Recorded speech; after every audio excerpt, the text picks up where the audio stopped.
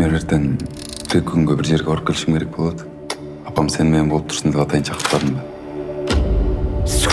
Асель, biz geldik. Мейли. Апамга көз болуп турабыз. Боюңда бар экенин каяктан билдиң? Марат. Ачык айтчы, апам эмнеге келди биздикине? Апам мен сизден кичине коркуп атам. Эмне коркуп атасың? Мен сага жамандык каалабайм. Bunun barına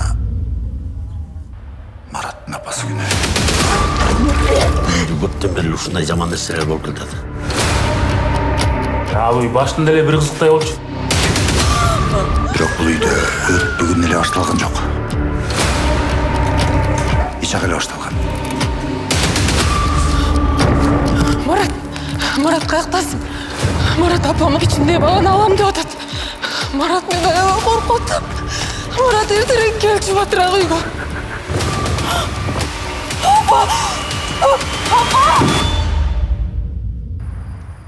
Эгер андай эмес болсочу. Мен аябай коркуп атам, апа.